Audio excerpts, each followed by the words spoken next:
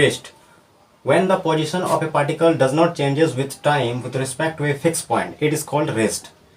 Example: stop car, pole, building, etc.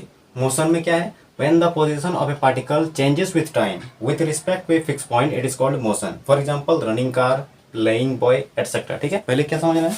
Rest समझना है। इसमें देखिए रेस्ट क्या है कि अगर कोई बॉडी आपका क्या है कि एक ही जगह पर रुका हुआ है, ठीक है, यानी कि टाइम के साथ अगर किसी बॉडी का पोजीशन में चेंज नहीं हो रहा है तो उसको हम क्या बोलेंगे? उसको हम रेस्ट बोलेंगे, ठीक है ना। सपोज के लिए यहाँ पर ये आपका कोई ज़मीन है, ठीक है, इस तरह से, और यहाँ पर कोई चीज़ यहाँ पर रखा हुआ है, सपोज कीजिए, ठीक है, ये ए भी है मान लीजिए, कोई भी चीज़ है, कोई पोल है मान लीजिए, ठीक है, और ये फिक्स है यहाँ पर, ठीक है, टाइम बढ़ रहा है आपका, ठीक है, लेकिन बॉडी का जो पोजीशन है वो यहाँ पर चेंज नहीं हो रहा है, ठीक है ना, ये यहीं के यहीं रह रहा है, ठीक है, तो इसको क्या बोलेंगे? इसको रेस्ट बोलेंगे, ठीक है। और अगर टाइम के साथ इसका पोजीशन में चेंज होगा तो उसको मोशन बोलेंगे। यहाँ पर देखिए इसमें क्या लिखे हैं? इसमें ये लिखे हैं कि इसमें पोजीशन क्या होता है? चेंज होता है। फॉर एग्जांपल के लिए अगर मान लीजिए कोई गाड़ी है, ठीक है, ये रोड में कोई गाड़ी क्या हो रहा है? चल रहा है, ठीक है, सपोज कीजिए कि ये कोई गाड़ी है, ठीक है, और ये अभी यहाँ पर है, ठीक है, कुछ टाइम बाद ये गाड़ी आपका कहाँ पर आ गया? मान लीजिए ये आपके यहाँ पर आ गया, ठीक है, ये यहाँ पर आ गया, ठीक है, तो क्या हो गया? टाइम चेंज हुआ, और टाइम जैसे ही चेंज हुआ तो क्या हुआ? टाइम के साथ में इसका पोजीशन भी चेंज हुआ, तो ऐसा होने से क्या हो गया? क्या बोलेंगे इसको हम लोग? तो इसको हम लोग इसको मोशन बोलेंगे, ठीक है, समझ गए? रेस्ट ऑफ मोशन, ठीक है। If the position of a body changes with time is called motion, and if the position of a body does not change with time is called rest, ठीक है। यानी कि यदि समय के साथ किसी वस्तु की अवस्था में परिवर्तन होता है तो उसे हम गति कहते हैं, और यदि समय के साथ किसी वस्तु की अवस्था में परिवर्तन नहीं होता है तो उसे हम विराम कहते हैं, ठीक है ना। तो ये आपका हो गया गति और विराम, ठीक है, समझ गए आप इसको? चलिए इसको आप नोट कीजिए फटाफट। देखिए स्केलर एंड वेक्टर क्वांटिटी, ठीक है, those quantity having only magnitude are called scalar quantity, ठीक है। फॉर एग्जाम्पल क्या हो गया आपका? लेंथ, मास एंड टाइम, यानी कि ऐसा क्वांटिटी जिसका सिर्फ क्या होता है? ओनली परिमाण होता है, ठीक है, यानी कि उसमें मात्रा होता है, उसमें दिशा नहीं होता है, ठीक है, तो उसको बोलते हैं हम लोग स्केलर क्वांटिटी। फॉर एग्जाम्पल के लिए क्या हो गया आपका? लेंथ हो गया यानी कि लंबाई हो गया, मास हो गया यानी कि द्रव्यमान हो गया, टाइम हो गया यानी कि समय हो गया, ठीक है। देखिए इस सब में क्या होता है ना कि सिर्फ वैल्यू होता है, सिर्फ मात्रा होता है, इसमें दिशा नहीं होता है, ठीक है। एग्जाम्पल के लिए जैसे कि अगर हम पूछेंगे कि अभी टाइम कितना हो रहा है, मान लीजिए अभी जैसे कि अभी का जो टाइम हो रहा है आपका वो हो रहा है आपका 10:30 हो रहा है, ठीक है, मान लीजिए, ठीक है, तो 10:30 बज रहा है, तो यहाँ पर आपको दिशा का जरूरत नहीं है, यहाँ पर डायरेक्शन की जरूरत नहीं है, बस टाइम कितना हो रहा है? 10:30 हो रहा है, ठीक है। यहाँ पर आप दिशा नहीं पूछेंगे कि किस दिशा में 10:30 हो रहा है, पूर्व में हो रहा है कि उत्तर में हो रहा है ना, तो इसमें यहाँ पर दिशा का कोई भी जरूरत यहाँ पर नहीं पड़ रहा है, ठीक है।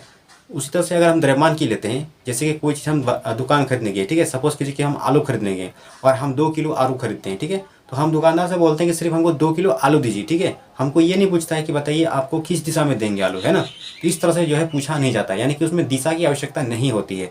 तो ऐसा क्वांटिटी जिसमें दिशा की आवश्यकता नहीं होती है, सिर्फ परिमाण होती है, उसे हम क्या कहते हैं? उसे हम अदिश राशि कहते हैं, ठीक है ना, स्केलर क्वांटिटी यानी कि अदिश राशि, ठीक है। चलिए उसके बाद क्या हो गया आपका? Vector quantity, those quantity having both the magnitude and direction are called vector quantity. For example displacement, velocity, acceleration, force etcetera, ठीक है। यानी कि ऐसा क्वांटिटी यानी कि वह राशि जिसमें आपका परिमाण के साथ साथ आपका दिशा की आवश्यकता होती है, तो उसे हम क्या कहते हैं? उसे हम सदिश राशि कहते हैं, यानी कि वेक्टर क्वांटिटी कहते हैं, ठीक है ना। अब देखिए सपोज कीजिए कि इसका एग्जांपल लेते हैं, जैसे कि आपका फोर्स हो गया यानी कि बल हो गया, ठीक है, विस्थापन यानी डिस्प्लेसमेंट, वेलोसिटी यानी कि वेग, ठीक है, तो ये सभी के सभी क्या है? आपका वेक्टर क्वांटिटी है, यानी कि सदिश राशि है। इसको उदाहरण से समझिए, सपोज कीजिए कि हम इसको क्या करेंगे? इसको बल लगा रहे हैं, ठीक है, अगर हम इस बोर्ड को हम क्या करें? इस तरह से हम बल लगा रहे हैं, ठीक है, तो अगर हम बल लगा रहे हैं तो कुछ मात्रा बल लगा रहे हैं, ठीक है, बल का मात्रा क्या होता है? न्यूटन होता है, तो कुछ न्यूटन हम बल लगा रहे हैं, ठीक है, मान लीजिए यहाँ पर x न्यूटन हम क्या कर रहे हैं? इसमें बल लगा रहे हैं, ठीक है। तो यहाँ पर देखिए बल का यहाँ पर एक दिशा हो रहा है कि हम बल किधर लगा रहे हैं, तो हम अंदर की तरफ बल लगा रहे हैं, है ना, इस बोर्ड को अंदर की तरफ बल लगा रहे हैं, ठीक है, इनवर्ड में, तो इसमें क्या हो रहा है? डायरेक्शन इसमें हो रहा है, ठीक है, आपका मैग्नीट्यूड के साथ में डायरेक्शन होगा, है ना, दोनों ही होगा, जिसमें उसको क्या बोलेंगे? उसको बोलेंगे वेक्टर क्वांटिटी यानी कि अदिश राशि, ठीक है, आप समझिए आप। चलिए इसको नोट कीजिए। Distance, when A particle moves along a path then the actual length of the path is called distance, यानी and it is scalar quantity and it is denoted by s and its SI unit is meter, ठीक है, यानी कि आपका दूरी देखिए क्या है, इसको हिंदी में क्या बोलते हैं? इसको हिंदी में कहते हैं दूरी, ठीक है, यानी कि जब कोई वस्तु किसी रास्ते से गुजरती है या चलती है तो उस रास्ते की वास्तविक लंबाई को हम दूरी कहते हैं, ठीक है। उदाहरण के लिए क्या है? मान लीजिए यहाँ पर सपोज कीजिए कि यहाँ पर कोई आपका बॉडी ए है, ठीक है, ये पार्टिकल ए है और ये इस तरह से जो घूम के गया और ये पहुंचा मान लीजिए बी पर, ठीक है, ए से कहाँ पे चला गया? बी से, तो ये जो है ना इस रास्ते से गया, इस पथ से गया, ठीक है ना, इधर से घूम के इस तरह से गया, ठीक है। तो ये बॉडी जिस रास्ते से गया तो उस रास्ते का जो एक्चुअल लेंथ है, यानी कि ये वास्तव में ये रास्ता कितना लंबा है, ठीक है। सपोज कीजिए कि यहाँ से यहाँ इसको टोटल घूमने में इसको लगा 25 किलोमीटर। कितना लग गया? 25 किलोमीटर। ये इसका इस रास्ते की जो है ना वास्तविक लंबाई है, एक्चुअल लेंथ है, ठीक है। तो इसको हम क्या बोलेंगे? इसको दूरी बोलेंगे, ठीक है ना। इसी को हम दूरी कहते हैं इस तरह से, ठीक है। समझ गया? The actual length of the part is called distance, ठीक है। चलिए, ये तो समझ गया डिस्टेंस हो गया आपका, यानी कि जो आपका लॉन्ग काट दूरी हो गया, ठीक है। अब समझते हैं इसको, अब समझते हैं हम डिस्प्लेसमेंट के बारे में, ठीक है। तो देखिए डिस्प्लेसमेंट में when a particle moves along a path then the shortest distance between the initial position and the final position is called displacement, ठीक है। it is a vector quantity and it is denoted by s and its SI unit is meter, ठीक है। यानी कि जब कोई वस्तु किसी रास्ते से चलती है, ठीक है, तो उस रास्ते के बीच जो न्यूनतम दूरी है, ठीक है ना, यानी कि उसकी जो प्रारंभिक स्थिति है और उसकी अंतिम स्थिति है, उसके बीच का जो न्यूनतम दूरी है उसे हम क्या बोलते हैं? विस्थापन बोलते हैं, यानी डिस्प्लेसमेंट, ठीक है। चलिए यहाँ पर समझते हैं इसको। ये बॉडी जो इस तरह से चलना शुरू किया, ये रास्ते से गया, इधर से गया, ठीक है। तो ये तो आपका दूरी हो गया, ये तो समझ गए आप, ठीक है। ये जो है इसका जो वास्तविक लंबाई है वो तो उसका दूरी हो गया, ठीक है। अब विस्थापन में क्या है कि जहाँ से चलना शुरू किया था इसको बोलते हैं इसका इनिशियल पोजिशन, यानी कि प्रारंभिक वेग, ठीक है। और ये जहाँ पर पहुँच गया लास्ट में उसको बोलते हैं अंतिम वेग, यानी कि फाइनल पोजिशन, ठीक है। तो इस जो इसका प्रारंभिक स्थिति है और इसका अंतिम स्थिति है, यानी कि initial position and final position, तो इसके और इसके बीच का जो सबसे न्यूनतम दूरी है, न्यूनतम दूरी क्या होगा? देखिए ये आपका लॉन्ग कट डिस्टेंस है। न्यूनतम दूरी क्या होता है? इसको हम क्या करेंगे? ऐसे करके शॉर्टकट इसको मिला देंगे, ठीक है। ये आपका क्या हो गया? न्यूनतम दूरी हो गया। तो ये जो न्यूनतम दूरी हुआ आपका, इसी को हम क्या बोलेंगे? डिस्प्लेसमेंट बोलेंगे, यानी कि विस्थापन बोलेंगे, ठीक है। सपोज कीजिए कि ये आपका कितना माने थे? इसको हम 25 माने थे, ठीक है। तो मान लीजिए ये वाला आपका कम आएगा, ठीक है। कितना आएगा? इसको मान लीजिए कितना माने, इसको हम 20 मान लेते हैं, 20 किलोमीटर, ठीक है। तो ये वाला आपका हो गया आपका क्या? ये आपका हो गया डिस्टेंस। और ये वाला आपका क्या हो गया?